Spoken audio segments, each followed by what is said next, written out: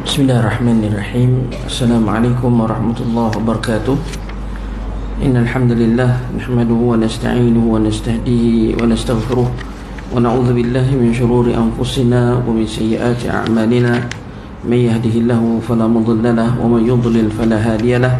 Asyhadu an la ilaha illallah wa asyhadu anna Muhammadan 'abduhu wa rasuluh. Qala Allah subhanahu wa ta'ala, qalu subhanaka la 'ilma lana إلا ما علمتنا إنك أنت العليم الحكيم. قال رب اشرح لي صدري ويسر لي أمري واحلل عقدة من لساني يفقهوا قولي. وقال النبي صلى الله عليه وسلم فإن أصدق الحديث كتاب الله وخير الهدي محمد صلى الله عليه وسلم وشر الأمور محدثاتها وكل محدثة بدعة وكل بدعة ضلالة وكل ضلالة في النار وكما قال النبي صلى الله عليه وسلم. أما بعد. Tuan-tuan dan puan yang dirahmati Allah Subhanahu wa taala, alhamdulillah, syukur pada Allah pada pagi ini dapat kita bersama-sama lagi untuk kita teruskan pengajian kita berkaitan dengan kitab kita, iaitu kitab fiqh Imam Syafi'i rahimahullah taala. Pagi ini kita nak masuk fasal yang baru, tuan-tuan, iaitu berkaitan dengan kitab zakah, berkaitan dengan kitab zakat. Fasal yang pertama, ta'rif dan pensyariatan dan serta hukum zakat. Zakat ni, tuan-tuan mati Allah Subhanahu wa taala, secara bahasanya adalah berkembang dan bertambah, berkat dan banyak. Itu dari segi bahasa. Dikatakan zakat az-zar'u, maknanya yakni bermaksud berkembang. Zakat nafaqah yakni berkat. Maknanya kalau kita kata di sana, tuan-tuan mati Allah Subhanahu wa taala, pelbagai maksud ataupun dari segi definisi, dari segi bahasanya, dan juga dalam Al-Quran menggunakan beberapa perkataan. Ada yang dalam hadis juga menggunakan beberapa perkataan. Yang pertama dipanggil infak, juga dipanggil sedekah. Zakat juga dipanggil dalam Al-Quran infak. Dan juga selain daripada infak digunakan perkataan sedekah, innamas sadaqatu lil fuqara. Ada sesungguhnya sedekah untuk iaitu merujuk pada zakat adalah untuk orang-orang yang fakir dan miskin dan sebagainya. Apapun macam Allah dari segi istilahnya pula, dari segi syaraknya adalah nama ataupun istilah bagi sesuatu yang diambil daripada harta benda yang khusus, dalam bentuk yang khusus, dan bagi sekelompok orang yang khusus. Disebut sini maknanya dari segi syaraknya ianya sesuatu yang diambil daripada harta benda yang khusus. Maknanya bukanlah semua harta kena bayar zakat, dalam bentuk yang khusus. Maknanya dia ada syarat-syarat dia. Bukanlah kata bila ada je terus nak kena bayar zakat. Tidak. Dia kena ada haul dengan ada nisab ni. Dan bagi sekelompok orang yang khusus, dan diberikan, kembalikan harta zakat tadi, bukan semua orang boleh dapat. Tidak. Ada juga orang-orang yang khusus untuk menerima zakat. Zakat dalam mata Allah Subhanahu wa taala secara umumnya ialah ianya disyariatkan oleh Allah Subhanahu wa taala berdasarkan firman Allah dalam surat Taubah, khudh min amwalihim sadaqah tutahhiruhum wa tuzakkihim biha wa salli alaihim inna salataka sakanun lahum wallahu sami'un alim. Ambillah sebahagian dari harta mereka menjadi sedekah, iaitu zakat, supaya dengannya engkau membersihkan mereka, iaitu dari dosa, dan mensucikan mereka dari akhlak yang buruk. Dan doakanlah untuk mereka, kerana sesungguhnya doamu itu menjadi ketenteraman bagi mereka. Dan ingatlah Allah Maha mendengar lagi Maha mengetahui. Dan firman Allah Subhanahu wa taala, wa ma umiru illa liya'budullaha mukhlishina lahuddin hunafa'a wa yuqimus salah wa yu'tuz zakah wa dzalika dinul qayyimah. Padahal mereka telah tidak diperintahkan melainkan supaya menyembah Allah dengan mengikhlaskan ibadah kepadanya, lagi tetap teguh di atas tauhid, dan supaya mereka mendirikan salat serta memberi zakat, dan yang demikian itulah agama yang benar. Jadi tuan-tuan macam Allah, zakat ini disyariatkan pada tahun kedua hijrah, bulan Syaban. Adapun zakat fitrah diwajibkan pada bulan Ramadan pada tahun yang sama. Zakat itu diwajibkan pada tahun yang sama, cuma zakat umumnya pada bulan Syaban, zakat fitrah khusus diwajibkan pada bulan Ramadan pada tahun yang sama. Atau dengan kata lain, sebulan selepas Syaban masuk je Ramadan. Masa Ramadan tu diwajibkan bayar zakat fitrah. Dari sudut hukum macam Allah, zakat ni wajib. Di zakat ni hukumnya adalah wajib. Tetapi bagi dia ada dua, zakat umum dengan zakat fitrah. Kalau kata dua-duanya wajib, kalau zakat biasa ialah wajib kepada orang yang memiliki harta, yang ada emas, ada perak, yang ada perniagaan dan sebagainya.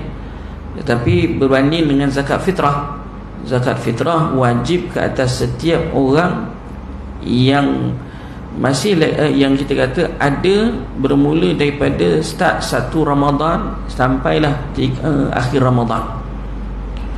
Maksudnya kalau seorang itu lahir je 1 Ramadan, masuk je katalah maghrib 7 kita kata maghrib 7:04 minit, katalah pukul 7:04 minit dia lahir, kan dah wajib dah ke atasnya bayar zakat, katakan. Walaupun setengah jam lepas tu dia meninggal dunia kok, anaknya tadi meninggal dunia lepas setengah jam, mana lahir tu dia bernyawa, ada suara ke ataupun maknanya doktor sahkan dia bernyawa, kemudian tu meninggal, maka kalau kelahirannya tadi pada bulan awal Ramadan, maka wajib dia bayar zakat. Seperti mana juga orang yang meninggal dunia, kita kata sampailah 30 hari bulan, dia meninggal malam raya ke ataupun malam terakhir 30 Ramadan ke, maka wajib ke atasnya bayar zakat. Dan kalau orang itu meninggal pun pada awal Ramadan, seperti mana bayi tadi lahirkan juga, kena wajib bayar zakat apabila dah masuk 1 Ramadan, katakan. Zakat fitrah. Cuma zakat fitrah ini kita bayar mengikut beras yang kita makan lah. Kalau orang tu makan ni, kadang-kadang kita hati-hatilah, bila bayar zakat fitrah, beras yang dia makan berapa. Kalau dia makan beras mahal, kena bayarlah, kena ikutlah harga yang ada. Untuk membolehkan dia benar-benar membayar zakat mengikut makanan asasi yang dia makan, makanan yang rutin memang biasa dia makan di rumah. Jadi tuan-tuan macam Allah Subhanahu wa taala, itu yang perlu kita ketahui lah. Allah Subhanahu wa taala firman, wa aqimus salah wa atuz zakah, dan dirikanlah salat dan keluarkanlah zakat.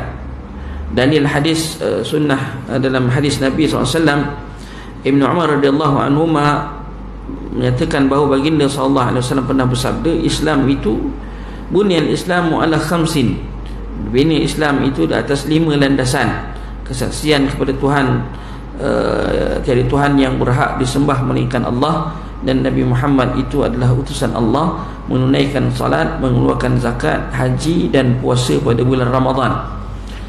Hadis ini jelas menyatakan bagi semua, menyatakan bahawa zakat itu adalah wajib dan ianya adalah salah satu daripada rukun Islam yang 5, seperti mana disebut dalam hadis. Kemudian apakah hikmah dan manfaatnya kita bayar zakat? Yang utama tuan-tuan, zakat ni dapat membiasakan seorang Muslim untuk bersikap pemurah dan dermawan, dan dengan zakat akan tercabut daripadanya dalam dirinya sikap-sikap kedekut, sikap bakhil. Dengan adanya keyakinan bahawa zakat ni juga dapat menyebabkan hartanya bertambah dan bukannya berkurangan.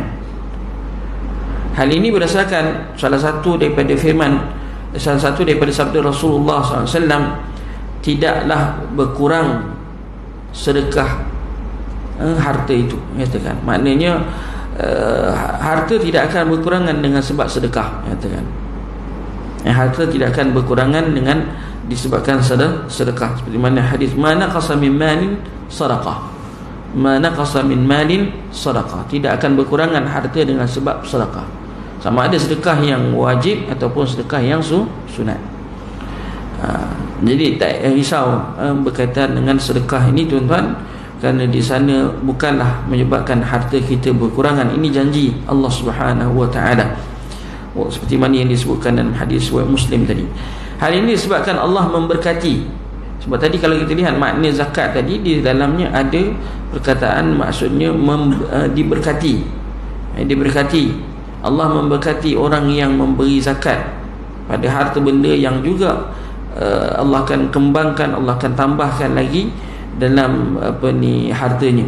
Yang mana hal ini akan akhirnya bukanlah ekonomi satu itu akan merudum, tetapi sebenarnya ekonomi akan meningkat.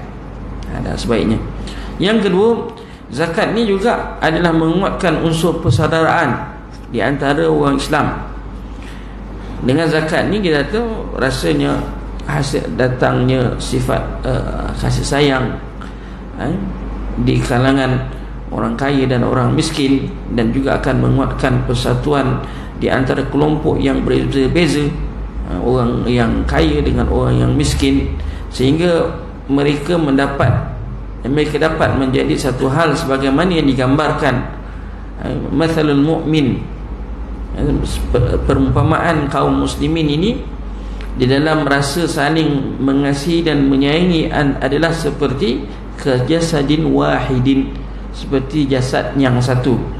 Apabila salah satu anggota tubuh rasa sakit, idza ishtaka udhun tada'a lahu sa'irul jasadi, makna setiap anggota juga turut merasa sakit. Itu perumpamaan. Macam kita hari ini, tuan-tuan macam Allah, dengan apa yang berlaku di Palestin dan sebagainya, sama juga, tuan-tuan macam Allah. Kadang-kadang antara kesilapan kita kadang-kadang ialah kita cakna orang yang lebih jauh, tapi orang yang dekat dengan kita tak cakna. Itu pun ada satu juga kesilapan. Kita lebih cakna kepada orang yang jauh berbanding dengan orang yang sekeliling dengan kita. Tak salah nak cakna, tapi khilaful aula. Khilaful aula kadang-kadang. Tapi dalam kes yang sekarang ni, antaranya kes Palestin dengan kita, maka tidak salah dia nak mendahulukan orang Palestin tadi, disebabkan menurut Allah keutamaan itu ada di sana, katakan. Tapi kalau kita kata keutamaan itu ada di sekelilingnya, maka itu yang lebih dia utamakan. Wallahu a'lam. Zakat ni juga mencegah kekafiran yang dapat menjadi punca kekufuran.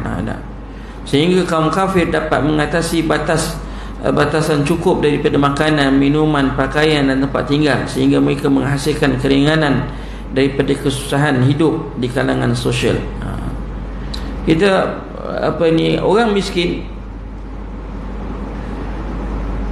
mereka ni lagi cepat untuk kufur kepada Allah Subhanahu wa taala. Kerana keadaannya tadi menyebabkan dia terdesak dengan bantuan-bantuan yang mungkin akan diberi oleh pihak orang bukan Islam, orang kafir, lalu menarik mereka untuk bertukar agama dan sebagainya. Waliyazbillah, katakan. Banyak hari ini kita katakan dilihat mubaligh setengah negara kita katakan menggunakan duit untuk mengeluarkan seseorang Muslim tadi kepada agama Islam. Waliyazbillah min dzalik, kepada agama mereka lah, kepada mengeluarkan orang Islam tadi kepada agama Kristian ataupun sewaktu dengannya. Zakat juga macam Allah mencegah maraknya pengangguran dan sebab-sebabnya. Kerana dengan zakat akan membuka suatu lapangan kerja baru di dalam kehidupan, iaitu adanya lapangan kerja amil zakat sebagai amil zakat, dan juga akan dapat melahirkan pelbagai peluang pekerjaan melalui pengembangan harta zakat sehingga dapat mengurangi jumlah pengangguran. So zakat juga dapat membersihkan jiwa, menyucikan hati dari segala bentuk dendam yang ada dalam lingkungan masyarakat.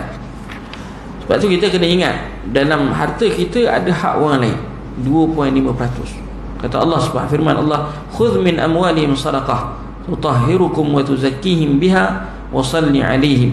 Lepas tu firman Allah tadi awal-awal kita dah baca, ambillah sebahagian, bukan semua, sebahagian daripada harta mereka menjadi sedekah yang wajib, iaitu zakat, supaya dengannya engkau membersihkan mereka dari dosa dan menyucikan mereka dari akhlak yang buruk. Khuz min amwalihim sadaqah tutahhiruhum wa tuzakkihim. Tutahhiruhum makna Allah zakat tadi dengan sedekah zakat menyucikan mereka. Menyucikan mereka daripada apa? Daripada dosa. Wa tuzakkihim, wa tuzakkihim pula ialah menyucikan mereka daripada akhlak-akhlak yang buruk. Itu antara dua fungsi zakat yang disebut dalam ayat ini. Wallahu a'lam. Zakat juga seperti mana yang disebutkan tadi, membantu pengembangan dan pengaturan ekonomi umat masyarakat. Dan dia zakat ni dianggap sebagai ibadah maliyah. Kita ada ibadah maliyah dan ibadah badaniyah. Ibadat yang berkaitan dengan harta, ibadat yang berkaitan dengan anggota. Ada ibadah yang terkhusus kepada ibadah maliyah sahaja, seperti sedekah, zakat, ni ibadah maliyah. Tapi ada ibadah yang terkhusus pula dengan hanya jasadiah, itu badan, macam solat kita, puasa kita. Ada ibadat yang perlukan dua-dua, duit, harta dengan juga jasad. Contohnya mengerjakan haji. Kita pergi mengerjakan haji, perlu ada dua-dua, tuan-tuan rahmati Allah, harta dan juga anggota, dan kedua-duanya adalah dianggap sebagai gabungan dua ibadat, iaitu ibadah maliyah dan ibadah jasadiyah. Wallahu a'lam. Zakat juga rahmati Allah menyuburkan sistem kemasyarakatan Islam yang terdiri daripada asasnya, kita dalam Islam asasnya adalah ummah wahidah, satu umat, ataupun ukhuwah Islamiyah, ataupun dia panggil musawah. Musawah makna bukanlah maksud musawah kita kata persamaan hak. Tidaklah kita kata musawah itu yang merujuk kepada semua orang macam mana kena semua sama aja. Tidaklah maksud sama semua, tidak. Al-musawah dalam fiqh katakan, ataupun dalam maksud musawah itu ialah kita memberi pada orang yang mempunyai hak dia, katakan. Ada orang fakir miskin tadi, ada hak dia yang perlu kita berikan. Macam orang kita bersedekah, maknanya kita ada perasaan musawah itu, kita kena bagi hak mereka. Bukan kena bagi hak mereka. Bukan maksudnya orang miskin dengan orang kaya, maknanya tak boleh ada orang miskin, tak ada orang boleh kaya, semua sama je. Tak boleh. Istilah itu tak ada dalam fiqh musawah itu bukan maksud musawah yang disebutkan kat sini. Tetapi musawah kat sini ialah maksudnya pemberian hak kepada orang yang mempunyai hak itu. Ada. Wallahu a'lam. Lepas tu takaful ijtimai, tanggungjawab bersama. Tanggungjawab bersama. Baik kita share, setiap orang kaya tadi bagi 2.5%, 2.5%, lalu dikumpulkan dan diagihkan kepada orang-orang fakir miskin tadi. Maka di situlah ada konsepnya yang dipanggil takaful ijtimai, tanggungjawab bersama. So takaful itu ialah diambil daripada perkataan takaffala atau takafala, yatakafalu. Takaful maknanya, takaful itu ialah saling bantu membantu, saling bertanggungjawab antara satu sama lain. Kan konsepnya itu kan. Kalau insurans yang kita beli yang Islamik, takaful, dinamakan takaful. Setengah orang dipanggil insurans, kan. Tapi konsep takaful itu ialah kita masing-masing, kalau orang kita, bahasa kita kan tong-tong lah, pakat-pakat kongsi-kongsi untuk bayarkan. Tapi bukanlah semua orang dalam satu masa semua serentak sakit, tidak, katakan. Itu konsep yang diguna pakai. Zakat macam Allah juga dapat mewujudkan masyarakat yang sejahtera, harmoni, dan mewujudkan suatu situasi tenteram. Baik itu Nabi SAW sebut banyak dalam hadis-hadisnya, kita tak sempurna iman. Ada seseorang itu bila dia makan dalam keadaan kenyang, jirannya dalam keadaan lapar, katakan. Banyak dalam hadis-hadis Nabi SAW yang menjurus ke arah itu. Tapi kita kena ingat, zakat ni dia, kalau kita kat Malaysia, banyak soalan yang timbul, Ustaz, zakat ni boleh bayar sendiri tak? Zakat ni kita boleh keluarkan sendiri ke bayar sendiri, katakan. Hukum asalnya ialah kita kena bayar kepada amil yang dilantik. Sebab itu perintah daripada Nabi SAW. Perintah bagaimana Nabi suruh Muaz bin Jabal radhiyallahu anhu, Nabi lantik Muaz sebagai amil ke Yaman. Lalu Nabi suruh ambil harta orang kaya mereka dan diberi kepada orang fakir miskin. Jadi kita ni sebaik-baiknya kita katakan, maknanya membayar kepada amil yang telah dilantik, katakan. Itu lebih baik. Itu yang terbaik. Bahkan kita kat negeri Selangor ni, siapa yang membayar sendiri, jika sabit kesalahan, boleh dikenakan tindakan undang-undang. So tuan-tuan kena hati-hatilah. Baik-baiklah bayar itu terus ke pusat lembaga zakat yang amil yang telah dilantik. Kita ambil secara umumnya, ambil besarnya kita kata pusat zakat lah, lembaga zakat negeri Selangor, satu badan yang telah telah diwartakan sebagai yang bertanggungjawab untuk mengutip duit zakat dan menguruskan duit zakat. Wallahu a'lam.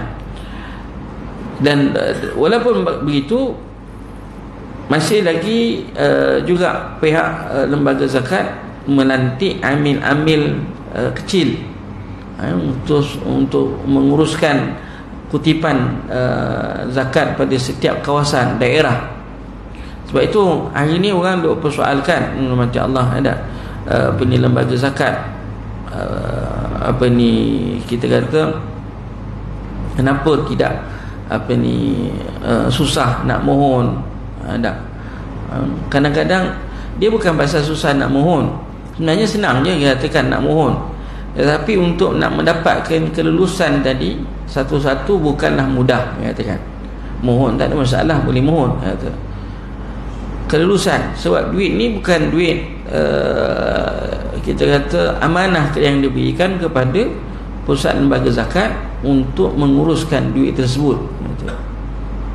Bukan semua orang datang minta terus boleh dapat, tidak. Dia adalah dia punya prosedur-prosedurnya yang perlu diikut, dan insya-Allah tak ada masalah jika dia adalah orang yang berhak dapat. InsyaAllah adalah dia punya bahagiannya dalam harta zakat yang dikutip. Baru-baru ni ada isu kalau peringkat international, antaranya isu yang dibangkitkan ialah boleh tak duit zakat itu diberikan kepada Ahlul Bait. Satu, kita sedia maklum, keturunan Nabi SAW tidak boleh menerima sedekah, dia hanya boleh terima hadiah. Jadi zakat itu salah satu bentuk sedekah. Asal memang tak boleh, tapi isunya dulu zaman Nabi SAW, zaman sahabat, zaman khilafah dulu, kita ada perang. Kita ada perang kan.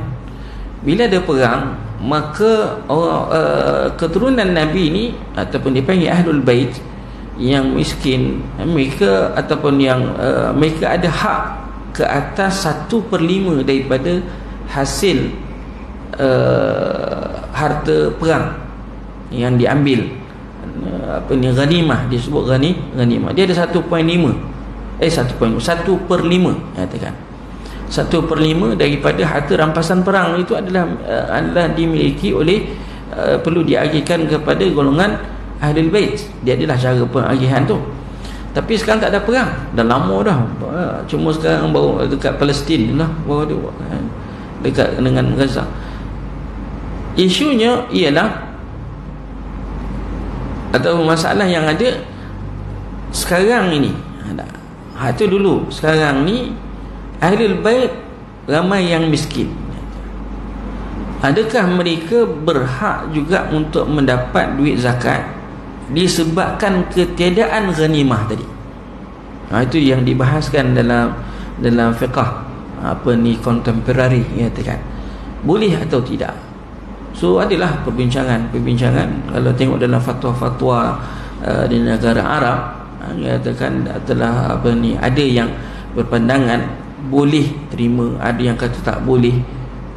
Ada sebelaku perdebatan di antara golongan ilmuwan berkaitan dengan masalah ni. Wallahu a'lam. Dibincang peringkat internasional dan ada pandangan yang berbeza-beza. Ada yang kata boleh, ada yang kata tak boleh. Begitu juga harta zakat ini boleh tak dibawa keluar daripada kawasan. Macam kita Selangor, boleh tak bawa pergi hantar pergi ke Kelantan, pergi ke hantar Terengganu, pergi hantar ke Pahang, boleh ke tidak? Itu pun antara yang biasa kita dengar. Duit zakat ni boleh tak dibawa ke sana, dipindahkan. Pada asalnya zakat negeri itu adalah untuk ahli negeri itu. Dia tak boleh bawa keluar daripada kawasan tersebut.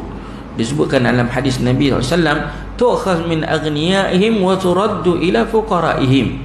Kata Nabi SAW kepada Muaz bin Jabal radhiyallahu anhu, kutip duit zakat daripada kalangan orang kaya mereka dan dipulangkan kembali kepada golongan miskin di kalangan mereka juga. Seolah maknanya kalau Yaman lah, orang Yaman lah yang berhak. Orang kaya Yaman keluar zakat, duit zakat tadi diberikan kepada orang Yaman juga, ahli Yaman yang duduk dekat Yaman, katakan. Wallahu a'lam. Dan antara isu yang lain yang dibangkitkan masalah agihan duit zakat, katakan. Zakat. Kemudian dia zakat kita boleh simpan. Tahun ni punya zakat boleh carry forward tahun depan, tak ada. Duit zakat dia kena habis macam mana pun, dia kena habiskan tahun ni juga. Untuk kutipan tahun ni kena selesaikan tahun ni. Ada. Selesaikan juga tahun ni. Macam mana pun dia kena usaha untuk agihan zakat tadi selesai dilakukan. Sebab tu dia akan diaudit apa semua. Wallahu a'lam. Dan yang baru-baru ni yang timbul ialah sebab orang kaya boleh terima duit zakat ke? Orang yang berada boleh terima duit zakat ke tidak? Katakan. Kalau kita di Malaysia menamati Allah Subhanahu wa taala, sejuk. Contoh kita kata, mana part orang kaya yang boleh terima duit zakat? Antaranya ialah kita kata apabila dia tergolong dalam kumpulan fisabilillah. Contohnya anak, dia tergolong dalam kumpulan fisabilillah.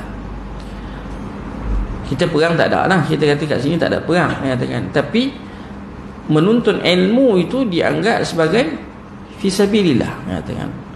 So atas dasar kita katakan seorang pelajar tadi, walaupun ibu bapanya orang yang berada, ibu bapanya orang yang ada latar belakang yang ialah kita kata bagus, katakan, maka tidaklah bermaksud anaknya tidak layak untuk menerima duit zakat tadi melalui portion fisabilillah.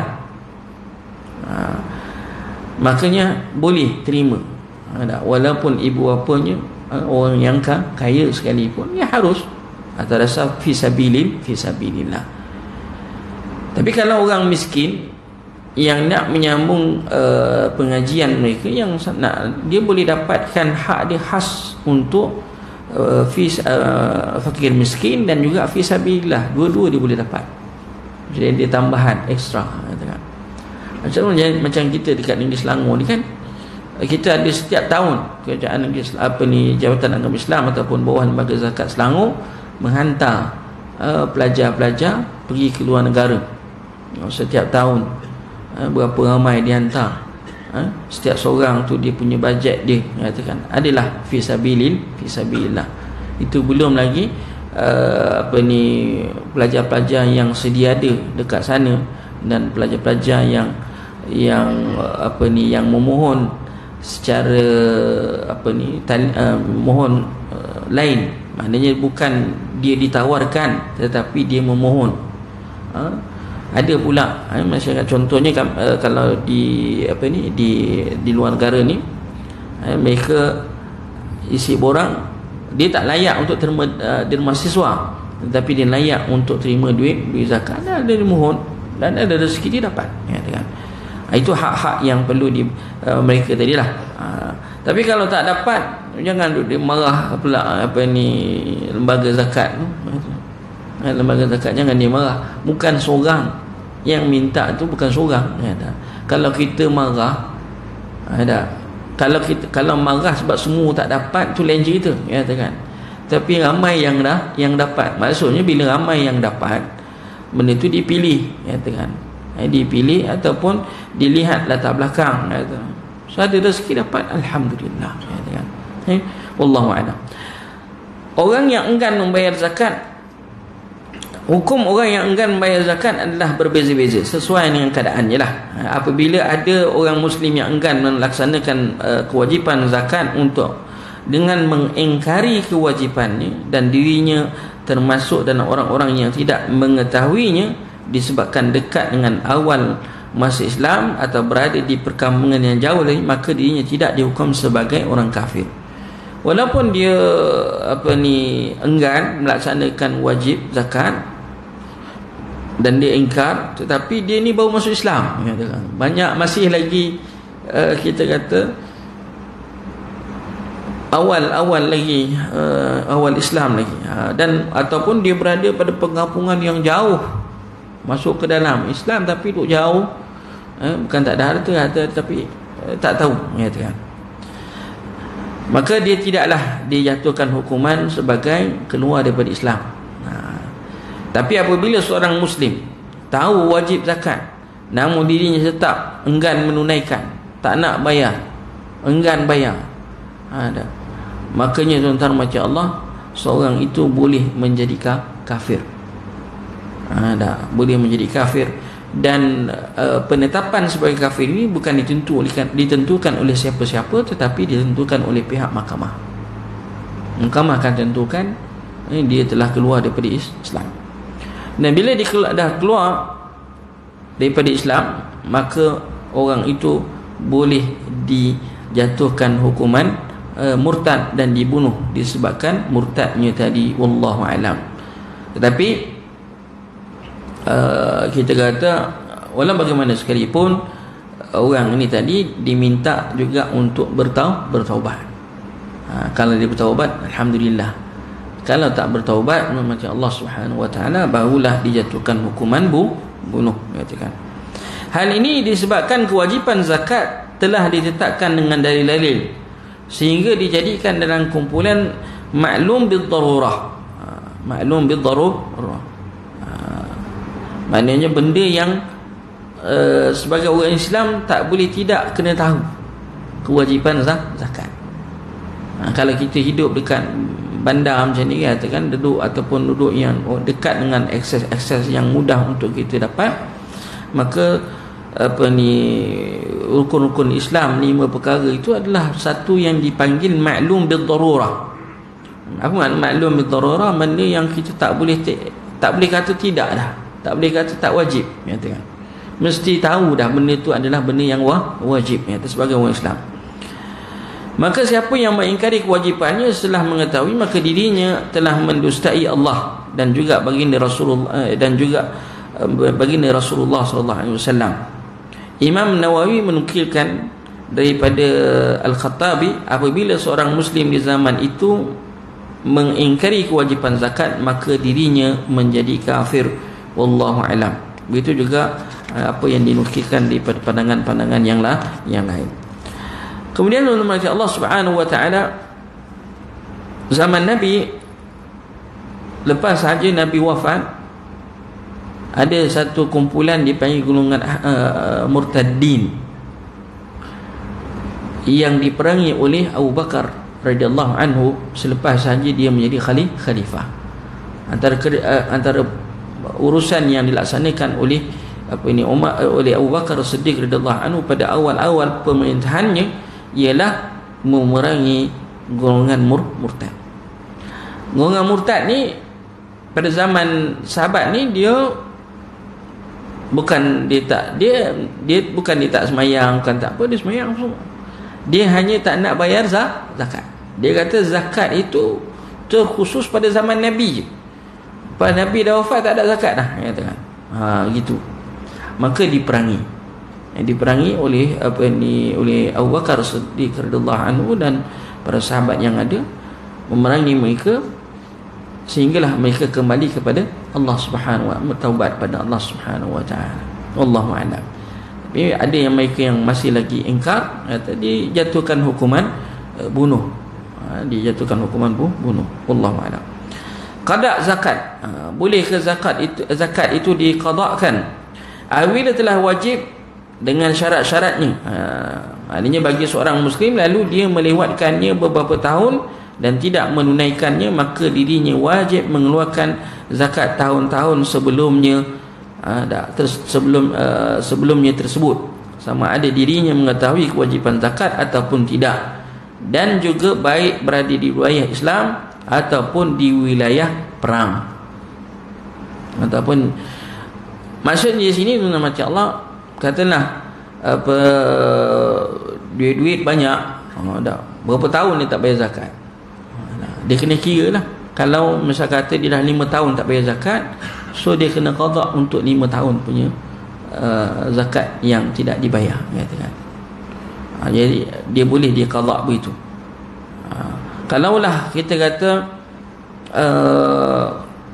kelompok borah ini tadi yang mengingkari bayar zakat ni menguasai satu negeri contohnya, dan kelompok itu tidak mengeluarkan zakat selama bertahun-tahun, apabila diperangi dan kemudiannya pemimpin Islam yang memerangi ahli borah tadi mengalahkan, dapat menguasai balik negeri tersebut, makanya tuan-tuan rahmati Allah, si pemimpin tersebut mesti mengambil zakat daripada orang-orang kaya di kalangan mereka untuk tempoh masa yang diperintah oleh ahli borah tadi.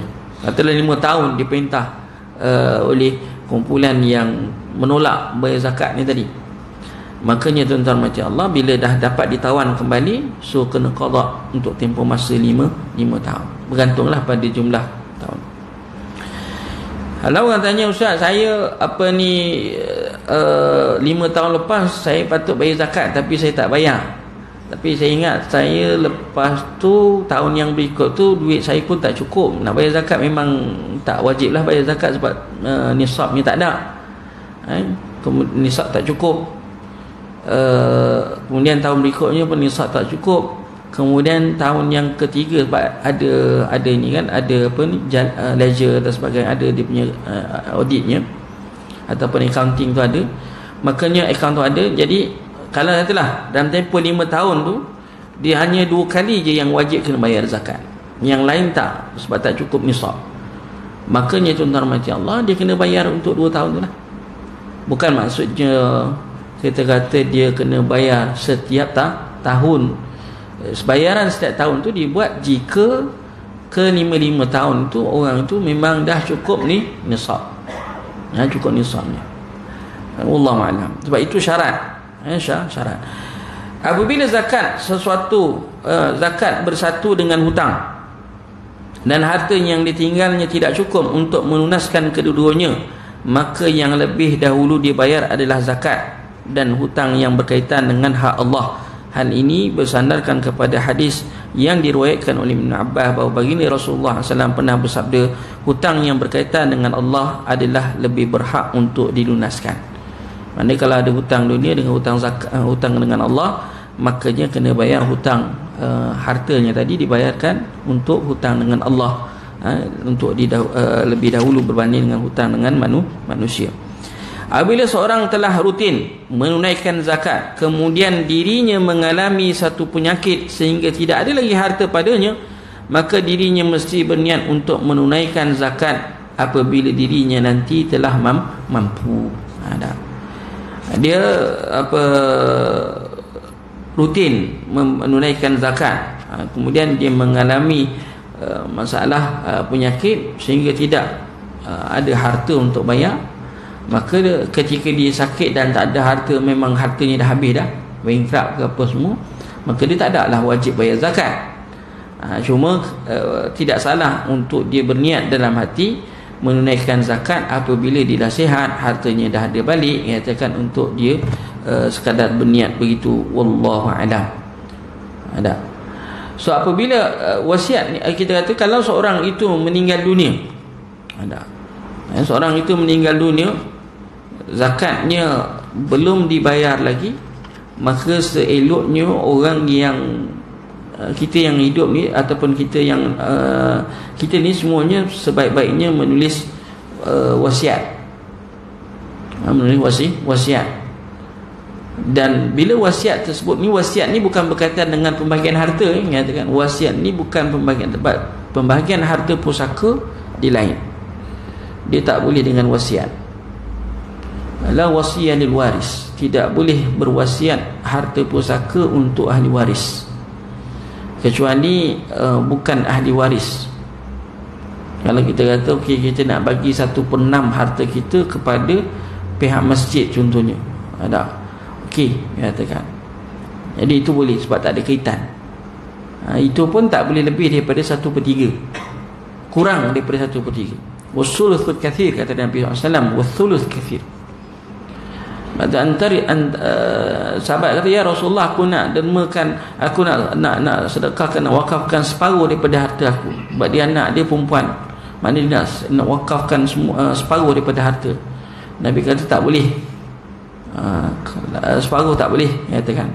Maka Nabi kata, sahabat kata, ya Rasulullah, kalau suku macam mana? Ya Rasulullah, suku macam mana? 1/3 daripada harta aku bagaimana ya Rasulullah? Boleh tak aku wakafkan, aku sedekahkan pada, wasiatkan pada orang sihat-sihat? Nabi kata, wathuluthu kathir, 1/3 tu pun dah banyak dah, maknanya kurang daripada itu. Antatruku abna'akum aghniya khairu min antatrukuhum yatakaffafuna 'alan nas. Kamu tinggalkan anak-anak kamu dalam keadaan berharta lebih baik daripada kamu tinggalkan mereka dalam keadaan meminta-minta. Dan jadi tuan-tuan Allah Subhanahu wa taala, kita dalam hadis Nabi SAW dan nas ayat Quran dan sebagainya menggalakkan kita menulis wasiat. Wasiat. Maknanya dalam hadis Nabi SAW, tidak seharusnya seorang itu tidur 2 malam kecuali wasiatnya dicatat, ditulis, katakan. Sama ada ketika musafir ataupun ketika kita tidak bermusafir, wasiat tulislah, kat mana-mana pun tulislah, tak dalam sampul, selagi tak berubah tak payahlah dia ubah, ada.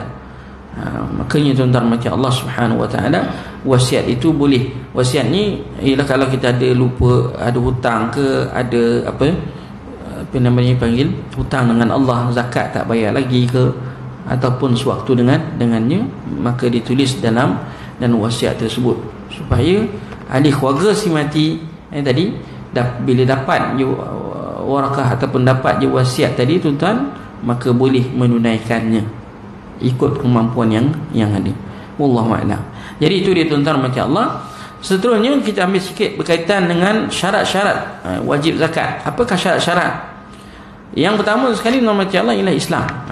Orang kafir tak syarat. Kalau orang kafir tak perlu bayar zakat. Tidaklah wajib orang kafir itu juga untuk membayar zakat, sebab kewajipan ini kepada orang Islam. Kewajipan harta ini kepada orang Islam, tidaklah wajib ke atas mereka. Walaupun pada hukum dasarnya mereka juga dituntut. Mereka juga dituntut.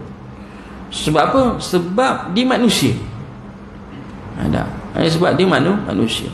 Wa ma khalaqtul jinna wal insa illa liya'budun. Tidak aku jadikan jin dan manusia itu kecuali untuk tujuan ibadat. Umumnya katakan. Masuklah semua jadi dia sebab dia manusia. Kalau dia manusia, selagi mana dia manusia, wajib bayar zakat. Wajib bayar zakat. Tetapi kerana dia kufur kepada Allah, sebab tu dinamakan kafir. Sebab tu orang ini dipanggil kumpulan yang kafirun. Orang yang kafir. Maka sebab kekufuran mereka lah, sebab tu mereka gugur kewajipan zakat tadi. Mereka walaupun pada asalnya mereka adalah hukumnya wajib. Sebab itu antara disebut dalam Al-Quran, Allah Subhanahu wa taala firman, ma salakakum fi saqar qalu lam nakum minal musallin. Apakah ditanyakan kepada orang kafir, kenapa mereka ni tadi, kenapa kamu disambar oleh api neraka? Neraka sakar. Sakar ni makna menyambar. Qalu, jawab orang kafir tadi, lam nakum minal musallin, sebab kami tak semayang. Timbul isu. Adakah mereka ini diwajibkan semayang? Katakan. Lepas tu dibahas permasalahan ni. Ya, kita kata seperti mana yang sebutkan tadi, orang-orang kafir pada dasarnya adalah diwajibkan juga. Sebab dia adalah manusia yang Allah jadikan tujuannya adalah untuk tujuan beribadah.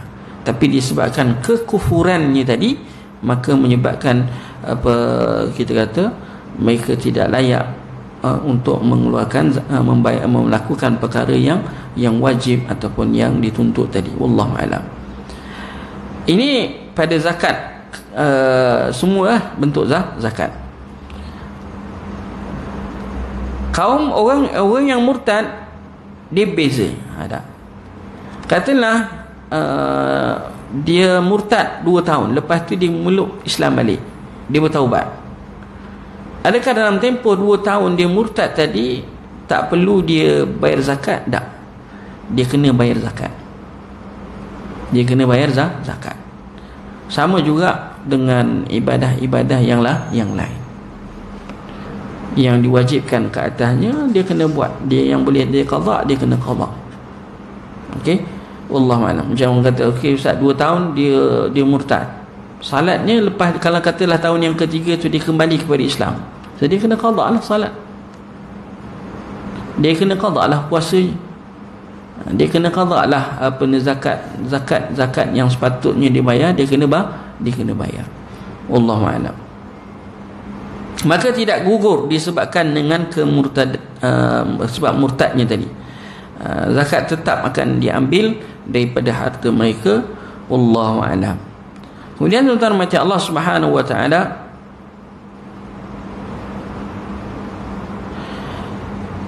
syarat yang kedua, sampai nisab. Mesti sampai nisab. Adalah nisabnya katakan. Nisab ni ialah jumlah harta yang diwajibkan bayar zakat. Jumlah harta yang wajib dibayar zakat. Kalau kita tengok hari ini dekat dalam lembaga zakat Selangor, tak silap saya 23,000. 23,000 dia punya nisab dia. Dulu 8, naik 14. Lah ni sekarang yang terbaru sekali 23,000. So tuan-tuan kalau ada duit simpanan tak sampai 23,000 tu, maka tak ada lah bayar wajib, tak wajib bayar zakat lah, katakan.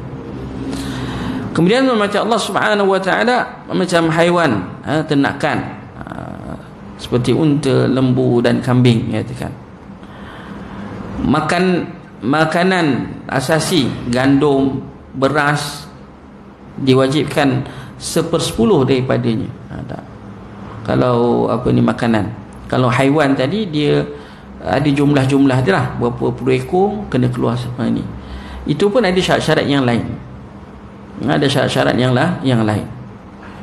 barang berharga, tak, emas, perak termasuk dalamnya wang kertas dan harta yang berharga.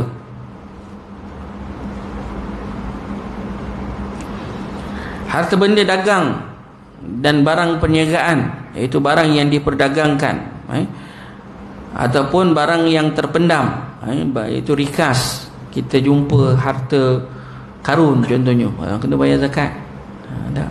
Bukan terima bayar, jumpa harta karun tak kena bayar zakat, kena bayar zakat.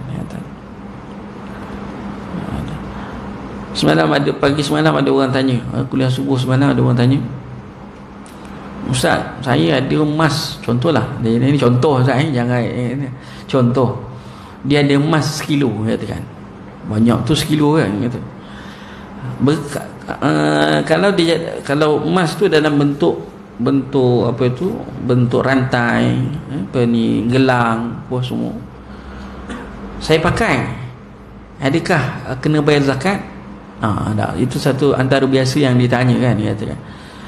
Dia bukan orang Melayu kita, kadang-kadang dia kata dia faham harta kalau tak pakai baru kena bayar zakat, kalau pakai kena bayar, tak kena bayar. Kalau tak pakai baru kena bayar zakat, kalau pakai tak kena. Itu dalam pemikiran. Lepas tu bila barang-barang kemas banyak kat rumah, sebelum cukup setahun dia start dah pakai, dia akan pakai. As long as dia kata dia pakai, tak kenalah bayar zakat kan. Jadi hilah dia guna. Sedangkan dalam fiqh dia menyatakan, para ulama menyatakan, khususnya kita yang ada, ialah dia ada had minimum. Maknanya yang kebiasaannya untuk dipakai, katakan. Bukanlah kata dia ada 1 kilo emas tu dengan rantai yang apa semua, bukanlah maksudnya kalau semua itu dipakai tak kena bayar zakat, tidak. Dia punya minimum dia, katakan. Itu boleh rujuk dekat dalam lembaga zakat Selangor ataupun mana-mana lembaga zakat untuk melihat macam mana kiraan dia, katakan. Nanti tak apa, nanti kita akan masuk, kita akan ceritakan jugalah pada masanya. Macam juga kita ada beras, ataupun kita ada tanaman, makanan, contohnya kita ada bendang, dia ada had dia, katakan. Dia saya semalam saya kira dia lebih kurang dalam 700 kilo, lebih daripada 700 kilo tu, 760 berapa saya tak ingat. Maknanya nanti kita akan investigasi detail lepas ni. 700, lebih daripada 700 kilo baru kena bayar zakat. Lebih daripada 700 kilo, katakan. Kalau tak sampai 700 kilo beras yang dia perolehi, maka tak wajiblah bayar zakat. Tak wajib bayar zakat. Kemudian ada zakat ni, tuan-tuan mati Allah, yang antara yang isu yang ditimbulkan baru-baru ni, zakat pendapatan ditimbulkan sekali lagi, benda tu. Ada tok guru pondok mana tak ingat, ada yang Perak ke mana baru ni, dia kata tak wajib bayar zakat duit, zakat pendapatan, katakan. Dalam pengajian je lah, katakan. Sebab zakat pendapatan ni, antara fatwa yang masyhurnya ialah fatwa daripada Dr. Yusuf Qardawi rahimahullahu taala untuk zakat pendapatan, kata.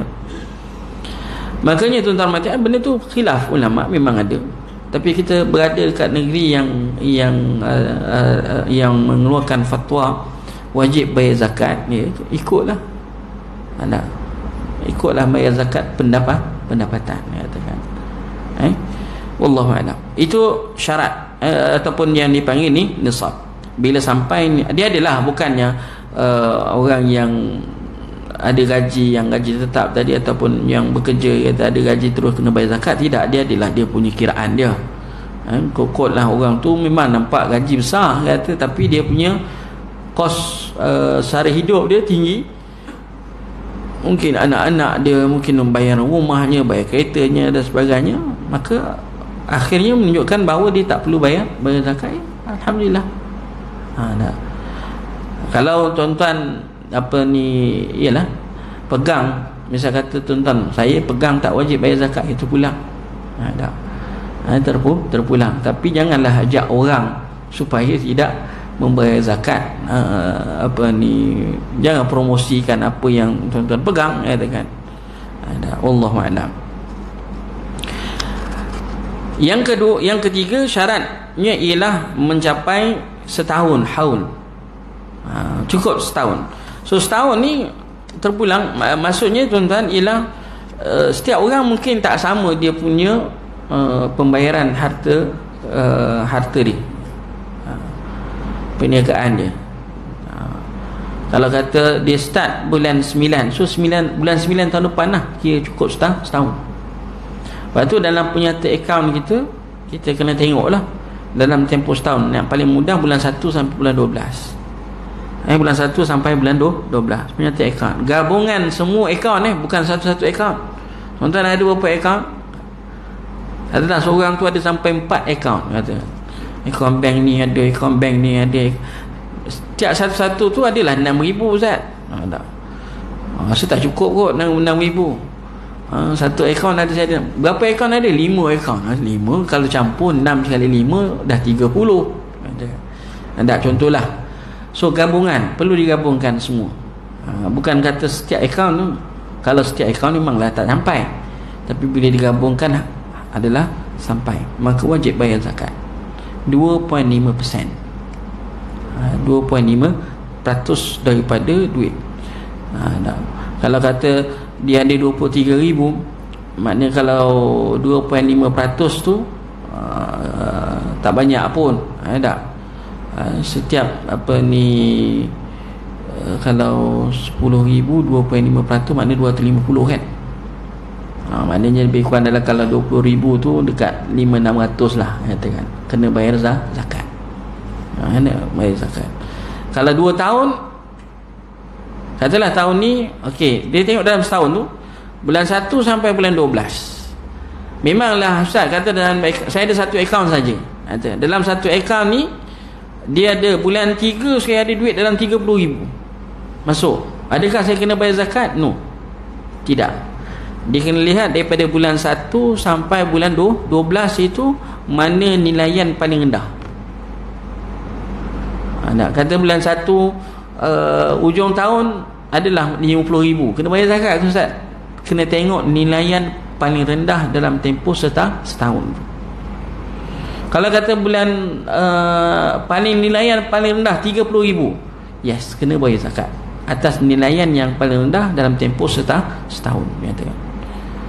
Lepas tu kira pula tahun depannya pula, start bulan 1 tahun depan sampailah bulan 12 pula.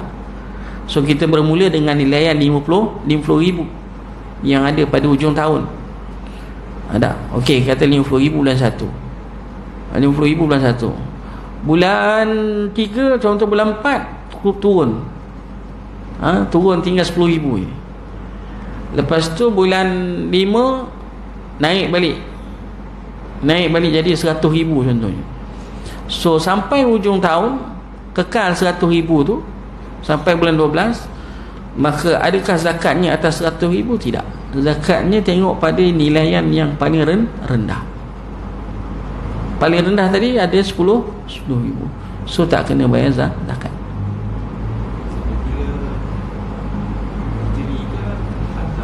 Dia tak kisah, katakan mana-mana, katakan. Sebab baiknya ikut mudah kita kata tahun Hijri lah, katakan. Nak ikut tahun Masihi pun tak ada masalah. Cuma tahun Masihi nanti dia terlebih berapa belah hari, 12 hari. 12 hari dia akan terlebih. Dia tak sama dengan yang disebut dalam kitab fiqh adalah tahun Hijri. So lebih baik ikut tahun Hijri, sebab tahun Masihi dia akan terlebih beberapa hari, 12 hari tak salah saya, dalam tempoh setahun. Untuk apa ni, kiraan setahun itu. Sebab apa ni, dalam setahun kita ada lebih kurang 300, dalam ke Hijri 355 hari tak salah saya dalam Hijri. Dalam Hijri 5,000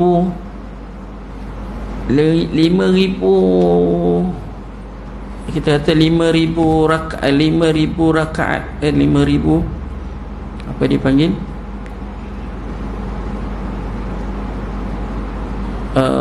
Nabi sebut dalam hadis tu 5,000 rakaat tak saya katakan setahun. 5,000 rakaat kalau dikira katakan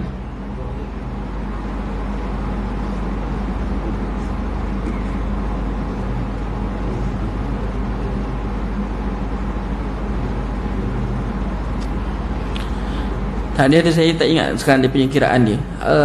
Dalam setahun Nabi ada dia sebut bilangan rakaat katakan. So 5,000 kalau katalah 5,000 satu hari kita sembahyang 17 kan, 17 rakaat kan, bagi dengan 17 tak cukup. Nanti ada dia punya, saya tak ingat apa ni,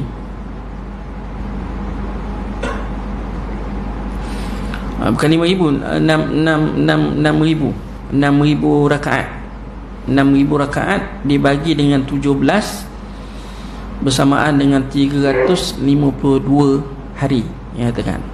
352 hari. Dah. So maknanya setahun tu kita semayang ada 6,000 rakaat. Kalau komplit lah, katakan tak musafir apa semua, kita semayang 6,000 rakaat. So 6,000 bagi dengan 17, so ada 352.9, 353 hari lah lebih kurang katakan. So itu beza di antara tahun Hijri dengan tahun Masihi. Tolaklah 365 tolak 352, berapa beza? 12 katakan 12. Itulah beza. Sebab tu ikut tahun Hijri yang lebih baik. Itu yang tepat katakan, wallahu a'lam. Kemudian mati Allah Subhanahu wa taala syarat zakat. Nanti kita akan lihat lepas ini berapa masalah. Kanak-kanak wajib bayar zakat tak ustaz? Katakan. Orang gila wajib bayar zakat tak ustaz? Katakan. Tak disebut dalam syarat tadi apa ni orang gila ke kanak-kanak, dia hanya syaratkan Islam katakan. Maksudnya tuan-tuan mati Allah Subhanahu wa taala, kalaulah kanak-kanak tadi adalah pemilik kepada harta-harta yang ada, maka ya perlu dikeluarkan zakat. Perlu dikeluarkan zakat. Wallahu a'lam bisawab katakan. Tapi ada juga pandangan katakan, tidak di sini disebut, tidak disyariatkan pada zakat mesti pada orang yang baligh dan berakal. Maka orang, oleh sebab itu zakat juga diwajibkan. Sebab itu tidak disebut kat sini, tidak disyaratkan pada zakat itu mesti harta benda orang yang baligh dan berakal. Dia letak tadi syaratnya apa? Islam katakan. Maka orang kanak-kanak dan orang gila, jika dia mempunyai harta yang perlu dizakatkan, maka hartanya tadi mesti dikeluarkan zakat. Siapa yang mengeluarkan zakat? Walinya. Walinya. Kadang sekarang ni, zaman sekarang ada anak-anak yang kecil lagi tapi duitnya dalam akaunnya sebab dia bekerja. Ada yang setengah-setengah itu umur 12 10 tahun dah bekerja. Sebagai apa? Ya sebagai kerja, sebagai iklan ke ataupun berlakon ke apa semua kan. Artis kan, kita kata pelakon iklan. Dan dia ada sumber. Makanya tuan-tuan mati Allah, dia ada simpanan yang banyak, wajib keluar zakat. Yang mengeluarkan zakat ialah mak bapak dia lah, wali dia.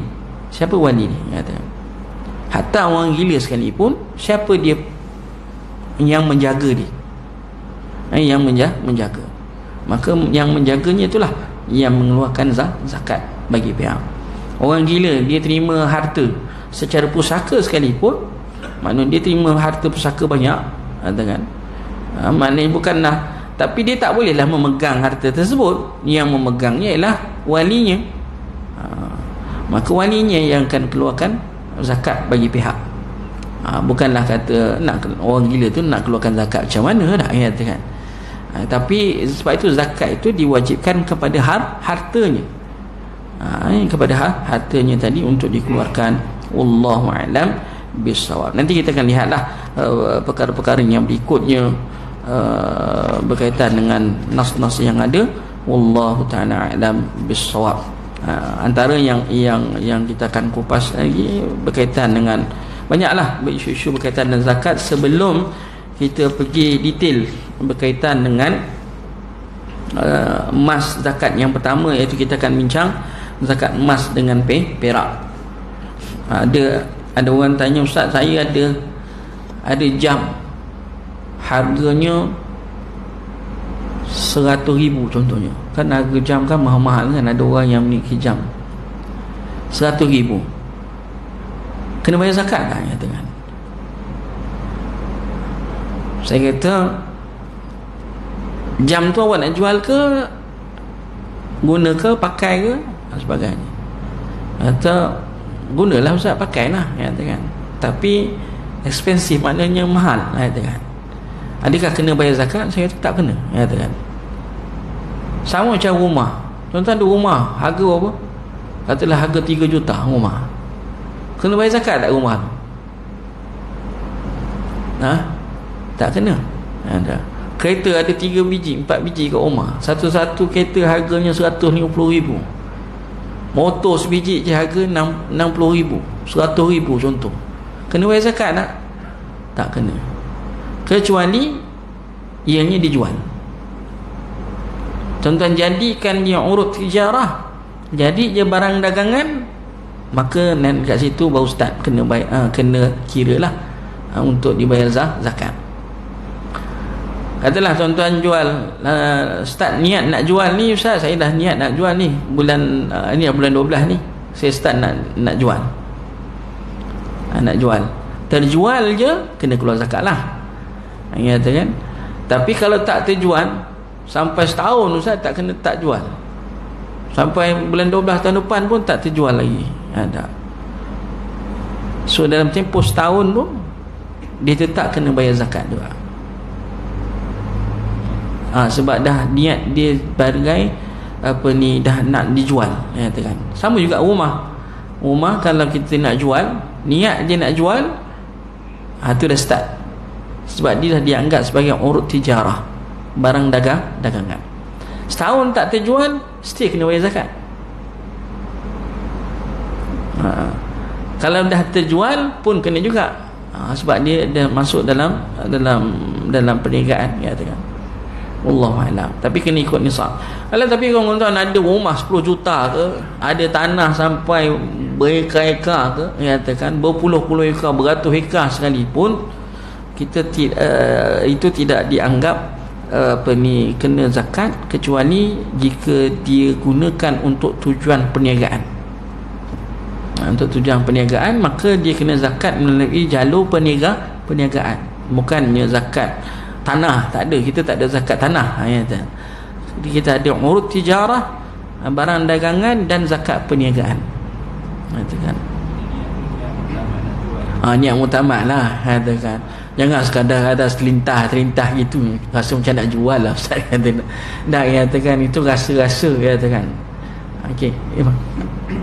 Dia nak contoh, kita jual kereta, kita perlu zakat lah. Kalau kita trade in kereta tu, kita pun perlu sama. Isu trade in, kita bukanlah trade in tu, dia patutnya trade in bukanlah sepatutnya kita cara yang betul ialah kita ambil dulu duit tu, ambil duit.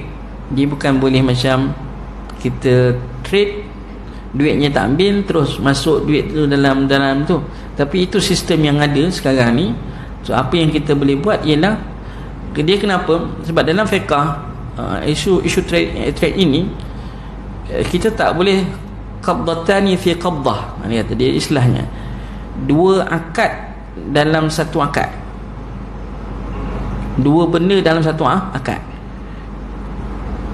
kita trade satu akad, kemudian kita beli satu akad, kita combine dua tu jadi dalam satu, tak boleh.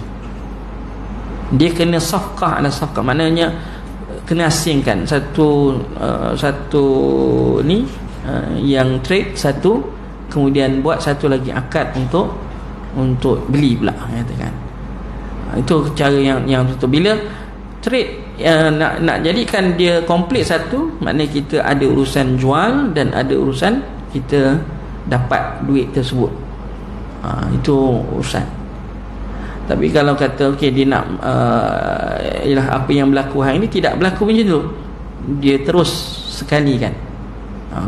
Itu satu kesilapan yang kalau boleh kita elakkan, kita elakkan. Allahu a'lam. Jadi kalau kita niat nak jual tu, kalau jual tu kereta tu, bukanlah maknanya urut tijarah ni, barang dagangan kita jual je, trade in, kita nak jual je, kita terus kena bayar zakat. Tidak. Dia tengok juga nisab. Apa-apa pun dia tengok ni nisab. Tuan-tuan nak jual motornya harga 3,000, tak sampai nisab dia, tak jadilah lagi dia panggil perniagaan tu, katakan. Tapi kalau tuan-tuan nak jual rumah yang harganya sampai 1 juta, katakan, dan sampailah nisabnya 23,000 tu lebih, maka kenalah bayar zakat. Untuk perniagaan tak? Untuk yang barang untuk jualan yang barang dagangan tu, kita kata dia jual je, dia kena. Dia ikut nisab saja. Dia ada yang tak perlu ikut haul pun. Contohnya macam beras kan, padi, katakan. Padi dia yaum hasad, maknanya ketika dituai. Hak tu maknanya ketika dituainya kita tengok timbang berapa. Dia ada yang tak perlu syarat pun tahun, as long as kita jadikan je, kita jual, mana kena keluarkan zakat. Tapi kena sampai nisab lah. Syarat nisab tu memang terpakai pada semua. Cuma haul je, katakan. Ada yang part yang kita kata dia tak melihat sangat pada haul itu, kecuali pada part-part yang tertentu. Zakat perniagaan, yang mana zakat perniagaan ni contohnya dia adil lah. Zakat perniagaan dia kena ikut tahun. Tapi kalau kita macam jual rumah, katakan, kita bukannya bisnes, kita bukan businessman, ataupun bukannya satu perniagaan, cuma kita niat untuk jual. Sewa rumah pun sama juga. Sewa rumah dia kena kira setahun, sebab dia adalah bentuknya bulanan, katakan income. Dia bentuknya adalah perniagaan juga. Sewa kereta ke, sewa rumah ke, sewa apa pun, kenderaan ke, ataupun sewaktu dengannya, kena ada. Macam juga ternakan kambing, lembu. Dia bukanlah maksudnya dia ada syarat, katakan. Banyak yang berlaku hari ni kesilapan. Kadang-kadang orang tanya, Ustaz, katalah dia bela kambing 80 ekor, saya kena keluarkan 2 ekor ke zakat? Dia tak semestinya.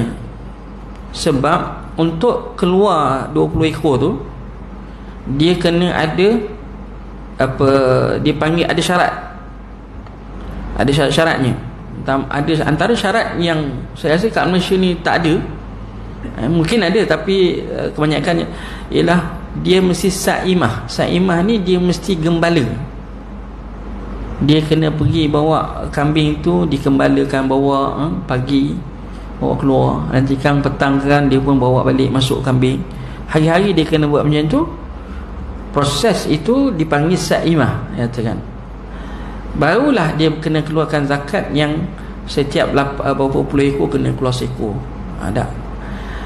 Tetapi kalau lembu tadi ataupun kambing tadi, memang asalnya dia adalah gunakan untuk urut tijarah, barang dagangan, memang untuk dijual. Ada. Maka di situ dia kena kira start untuk mana dia boleh kira untuk setahun. Tapi saya nak jual rumah, saya ada satu rumah ni, saya nak jual rumah, bukannya saya ada rumah banyak, makanya kita terjual je rumah tadi, terus kena bayar zakat. 2.5%. Jadi tak sama dengan kita sebagai ejen ataupun kita ada banyak kita sebuah syarikat syarikat apa dipanggil, property contohnya, kan? Kita ada berapa puluh biji rumah untuk dijual, kan? Jadi itu lain, itu dia kenalah setahun, kan? Bukanlah kita kata kiranya setiap rumah. Tapi kalau setahun tu sebuah rumah je yang terjual, ni kira serumah je lah. Ni tadi dikira sebab dia tak ada benda lain. Dia tak ada, dia hanya berlaku transaksi jualan itu hanya tempoh singkat saja, kan? Lepas tu kata syekh kami dulu, dia kata masa habis dapat dijual, ini keluar je lah zakat 2.5%. Wallahu a'lam. Nanti kita akan pergi secara detail insya-Allah. Setakat yang saya mampu untuk terangkan, saya cuba terangkan insya-Allah. Mudah-mudahan kita jelaslah dalam perkara tersebut. Wallahu ta'ala a'lam bissawab. Jadi setakat itu saja kita akhiri bacaan kita kuliah kita dengan bacaan tasbih kafarah. Subhanakallahumma bihamdika asyhadu an la ilaha illa anta wa astaghfiruka wa atubu ilaik. Assalamualaikum warahmatullahi wabarakatuh.